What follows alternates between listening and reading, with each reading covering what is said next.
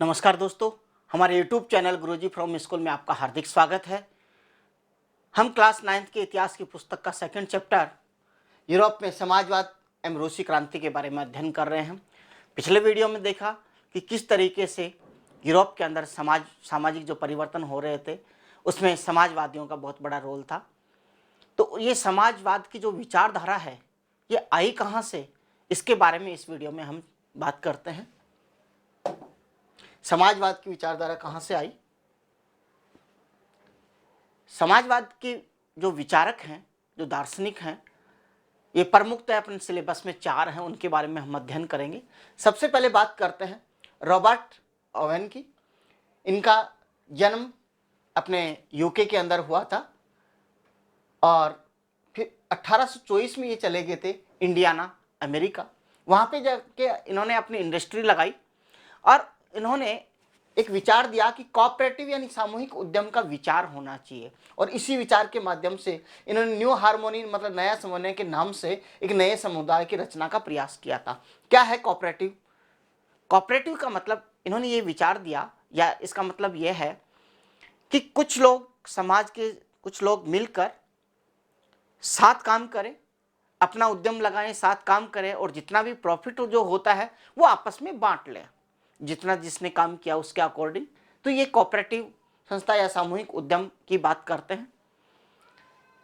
और दूसरी अपन बात करते हैं लुई ब्लांक के। ये कहते हैं कि ऐसा संभव नहीं है कि समाज के जो लोग हैं सारे मिलकर एक बहुत बड़ा फार्म हाउस टाइप में ले लें और उसमें काम कर पाए। इस काम में क्या करना चाहिए? सरकार को मदद करनी चाहिए या सरकार का हस्तक्षेप होना चाहिए कि सरकार किस तरीके से काम करे, सामूहिक रूप से उद्यम लगाए, या उद्यम जैसे एक फैक्ट्री लगा दी पूरी और उसमें जो काम करने वाले वर्कर्स हैं उसका जो बेनिफिट है वो उन्हीं में बांट दिया जाए। लेकिन ये काम करे कौन? सरकार करे। इन दोनों में सिर्फ इतना ही अंतर है। यहाँ पे सिर्फ ये केवल समाज की बात करते हैं, लुई ब्लांक बात करते हैं कि समाज के स्तर पर ऐसा काम संभव नहीं है, इसलिए सरकार को ऐसा काम करना चाहिए। और आज आप भारत के अंदर एक चीज पढ़ रहे हैं, रोजगार गारंटी अधिनियम, जिसके तहत ग्रामीण क्षेत्र में महात्मा गांधी नरेगा के नाम से जो योजनाएं चलती हैं, जी जो विचार है ये लुई ब्लांक ने दिया था कि राइट टू वर्क, काम का अधिकार होना चाहिए। Guarantee employment for the urban poor, कि जो शहरों में जो गरीब लोग रह रहे हैं उनके लिए क्या मिलना चाहिए? रोजगार की गारंटी मिलनी चाहिए। और गारंटी कैसे मिलेगी? इनका यही तो कहना था कि सरकार क्या करे, सामूहिक उद्यम लगाए और उनका प्रॉफिट उनको बांट दिया जाए। आगे नेक्स्ट बात करते हैं अपन, 2 और समाजवादी विचारक हैं, कार्ल मार्क्स और दूसरा है फ्रेडरिक एंगल्स। कार्ल मार्क्स और फ्रेडरिक एंगल्स इन दोनों ने मिलकर ही साथ साथ काम किया था। अब इन्होंने, कार्ल मार्क्स ने क्या विचार दिए, और जो विचार आपको पता है मजदूरों को जो अच्छे लगेंगे उसी की तरफ सब लोग झुकेंगे। कार्ल मार्क्स ने बताया कि औद्योगिक जो समाज है, जो उद्योग जो लगा हुआ जो समाज है, ये क्या है? पूंजीवादी समाज है, पूंजीपतियों का समाज है। क्यों? क्योंकि पैसा पूंजीपतियों का लगा हुआ है। लेकिन इसने आगे क्या कहा? फैक्ट्री में लगी पूंजी पर मालिकाना हक भी किसका है? पूंजीपतियों का। पूंजीपतियों का मुनाफा जो होता है वो किसकी मेहनत से आता है? मजदूरों की मेहनत से। मतलब फैक्ट्री ये लगाते हैं, मेहनत आप लोग करते हो और फिर प्रॉफिट कौन ले जाते हैं? पूंजीपति। और निजी पूंजीपति मुनाफे का संचय करते जाते हैं, तो मजदूरों की स्थिति में सुधार नहीं होगा। तो इस तरीके की ये बात करते हैं कि पूंजीपति पैसा लगाते हैं, काम उसमें मजदूर करते हैं, लेकिन जो प्रॉफिट होता है वो पूरा कौन ले जाता है? मालिक। और मालिक ये चाहता है कि कम से कम पैसा खर्च हो, मजदूरों को कम से कम मजदूरी देनी हो और अधिक से अधिक प्रॉफिट मेरा हो जाए, संचय कर लेता है। यदि ऐसा होगा तो क्या होगा? मजदूरों की स्थिति में कभी भी सुधार नहीं हो सकता। तो इन्होंने पूछा कि तो फिर सुधार कैसे होगा?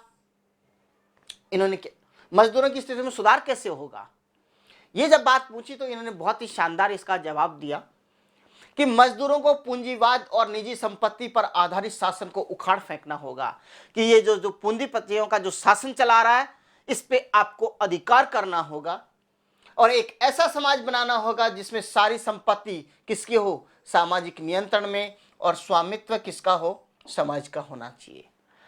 और आपको ये जो पूंजीपतियों की जो अर्थव्यवस्था चली आ रही है, शासन चला रहा है, इसको दूर करके आपको इन उद्योगों पे अपना अधिकार करना होगा और एक ऐसी व्यवस्था करनी होगी जिसका संपत्ति पर अधिकार किसका, समाज का हो, जिससे क्या होगी, समाज के स्तर पे अधिक उनके हित के काम हो पाएंगे। पूंजीपतियों और मजदूरों के संघर्ष में अंत जीत मजदूरों की होगी।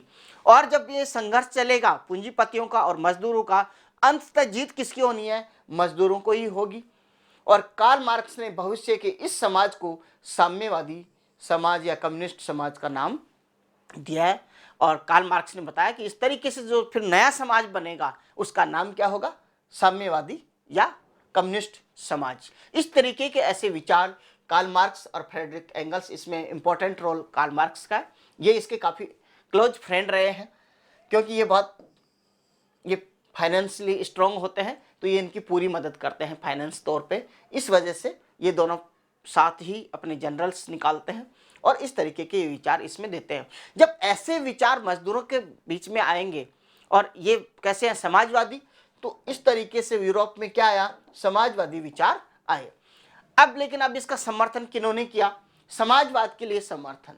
1870 के दशक तक समाजवादी विचार पूरे यूरोप में फैल गए और समाजवादियों ने द्वितीय इंटरनेशनल के नाम से क्या बना लिया, एक अंतरराष्ट्रीय संस्था बनाई। क्या जरूरत पड़ गई थी संस्था बनाने की, क्यों, क्योंकि समन्वय स्थापित करने के लिए। क्योंकि फ्रांस में अलग व्यक्ति काम कर रहा है, स्पेन में अलग कर रहा है, इटली में अलग कर रहा है, ऑस्ट्रिया में अलग कर रहा है, जर्मनी में अलग तरीके से कर रहा है। तो वो चाहते हैं कि एक संस्था ऐसी हो जो एक निश्चित दिशा निर्देश तय करे और सबका काम करने का एक जरिया बने कि किस तरीके से हमें आगे काम करना है, कैसे मजदूरों का हित करना है। इसलिए आपसी समन्वय के लिए, आपस में कोऑर्डिनेशन के लिए, आपस में बातचीत करने के लिए और एक नई योजना लाने के लिए इन्होंने अपना एक ये द्वितीय इंटरनेशनल के नाम से संस्था बनाई। इंग्लैंड, जर्मनी और फ्रांस के मजदूरों ने संगठन भी बना लिए। संगठन बनाने की क्या जरूरत, सुनिए। अपने जीवन में क्या चाहते हैं, वो सुधार चाहते हैं और दूसरा क्या चाहते हैं, कार्य जो परिस्थितियां हैं या कार्य स्थितियां हैं उनमें सुधार हो। क्योंकि जहाँ पे काम करना पड़ता है वहाँ पे परिस्थिति अच्छी नहीं है, टाइम देख लीजिए 15-16 घंटा काम करना पड़ रहा है। इसके अलावा वहाँ पे जो मजदूरों की रहने की स्थिति है और वो कोई अच्छी नहीं है, बहुत परेशान होकर वो मजदूरी अपना करता है। तो ऐसे इनमें सुधार आना चाहिए। अब ये जो संगठन बनाए ये क्या काम करते थे, इनके लिए, मजदूरों के लिए क्या काम कर रहे हैं ये संगठन। एक तो काम किया कि कोष स्थापित किया। इन्होंने देखा कि मान लो कोई मजदूर की मजदूरी हट गई या वह परेशान है किसी कारण से, उसके पास पैसा नहीं है, फाइनेंस नहीं है, तो कौन कहाँ हेल्प आए उसकी। इसलिए इन्होंने एक कोष स्थापित किया और उसके माध्यम से इनकी हेल्प की जाएगी। दूसरा, काम के घंटों में कमी की डिमांड की और इन संस्थाओं ने क्या क्या मालिकों से या पूंजीपतियों से कहा कि हमें जो काम के घंटे हैं वो निश्चित करने होंगे, 8 घंटे या 10 घंटे जो भी हैं वो फिक्स करना होगा, लेकिन 15-16 घंटे तो हम काम नहीं कर पाएंगे। तीसरा था, मताधिकार के लिए आवाज उठाना शुरू किया और इनको ये भी पता था कि जब तक सरकार में हमारे लोग नहीं होंगे तब तक अच्छे कानून हमारे लिए नहीं बनने वाले। तो इस तरीके की बात करते हैं। इसलिए सोचते हैं कि यदि हमारे पास मत का अधिकार, क्योंकि आपको पता है इससे पहले मत का अधिकार किसको है, जिनके पास पूंजी है, और पूंजीपति जो हैं वो सरकार में कैसे कानून लाएंगे, जिनसे उनको फायदा हो। तो यहाँ पे ये मजदूर जो संगठन है ये विचार करते हैं कि मताधिकार हमें मिल जाए तो हमारा भी सरकार में पार्टिसिपेट हो गया, सत्ता, तो कानून हमारे मुताबिक बनेंगे। इस तरीके की बातें ये करते हैं। अब जो तीन ये अपने जर्मनी, इंग्लैंड और फ्रांस के अंदर जब राजनीति की बात आती है, सत्ता में आने की बात करते हैं, तो यहाँ पे ये अपने राजनीतिक पार्टियां बनाते हैं। जर्मनी में कौन सी पार्टी बनती है उसके बारे में बात करते हैं। जर्मनी के अंदर बनती है सोशल डेमोक्रेटिक पार्टी। ये किसने, मजदूरों के संगठन ने संसदीय चुनाव में ये मदद करते हैं और इस नाम से ये पार्टी बनाते हैं। ये जो पार्टी है, ध्यान रखना, यहाँ पे आप सोचो सोशल का एस और डेमोक्रेटिक का पहले डी और पार्टी नहीं, इसका नाम आपको इसी तरीके से इंग्लिश में एसपीडी पहले मतलब जो शॉर्ट फॉर्म दी हुई है और फुल फॉर्म ऐसे ही याद करनी है आपको, सोशल डेमोक्रेटिक पार्टी। तो ये काम करते हैं, मजदूरों के लिए वर्क करते हैं। दूसरा, इंग्लैंड की अपन बात करें तो वहां पे बनते हैं 1905 ईस्वी में समाजवादी और ट्रेड यूनियन के जो आंदोलनकारी मजदूर हैं इन्होंने मिलकर यहाँ पे एक पार्टी का गठन किया जिसका नाम है लेबर पार्टी। और यदि बात करें फ्रांस की, तो फ्रांस में भी मजदूर मिलकर एक पार्टी गठित करते हैं जिसका नाम है सोशलिस्ट पार्टी। ये इनके फ्लैग्स मैंने यहाँ पे प्रदर्शित किए हैं ताकि आपको अच्छे से इजी याद हो जाए। अब लेकिन ये संगठन बन गए, राजनीतिक संस्थाएं बन गई, पार्टियां बन गई, लेकिन इससे क्या फायदा रहा?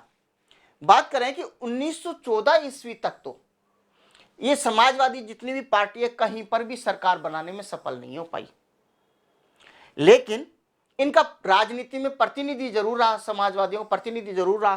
क्या काम किया? कानून बनाने में इनकी अहम भूमिका रही, परंतु सरकारों में जो दबदबा है वो रूढ़िवादियों, रेडिकल और उदारवादियों का ही रहा। और इस तरीके से यूरोप में समाजवाद को समर्थन प्राप्त हुआ। इसके आगे हम अध्ययन करेंगे कि समाजवाद का किस तरीके से रूस की क्रांति पे प्रभाव पड़ा। तो यहाँ पे पहला जो पार्ट था इसका, यूरोप में समाजवाद, वो यहाँ पे कंप्लीट हो जाता है, और रूसी क्रांति हम नेक्स्ट वीडियो में अध्ययन करेंगे। Thank you for watching. धन्यवाद।